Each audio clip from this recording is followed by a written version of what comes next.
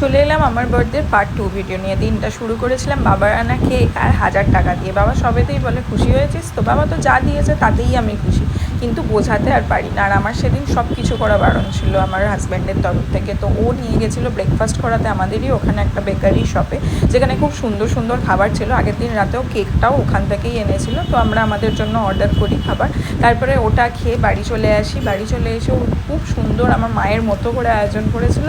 এরম বর পাওয়া সত্যি ভাগ্যের ব্যাপার। অন্যবার আরও অনেক কিছু আয়োজন করে, এবারে আমি কম বলেছিলাম আমার শরীরটা খারাপ ছিল বলে, তাই শুধু মাটন এনেছিল, নাহলে ইলিশও আনতো। তাতেও 3 রকম ভাজা, চাটনি, মাটন, আম, যেগুলো যেগুলো আমি ভালোবাসি সেগুলো সব আয়োজন করেছে। এবং ও নিজে সার্ভ করেছে, আমাকে একটা টাচ পর্যন্ত করতে দেয়নি। তারপরে ছিল আমার গিফট কেনার পালা। গিফট কিনে এসে আমার কথা ছিল হচ্ছে ডিনার করতে যাব। গিফটে আমি একটা খুব সুন্দর গিফট কিনেছি, তোমরা দেখতেই পাবে। কিন্তু কোনো এক্সপেন্সিভ গিফট কিনলে আমি সচরাচর কিন্তু ফেসবুকে আপলোড দিই না, সেটা আমার একটা পার্সোনাল রিজন আছে। তো আমি এই ওয়াচটা কিনেছিলাম, এই যে দেখে নয়, এই ওয়াচটা কিনেছিলাম। আর একটা জামা কাপড়ও কিনেছিলাম, সেটা আর দেখানো হয়নি তোমাদের, পারলে পরে দেখাবো।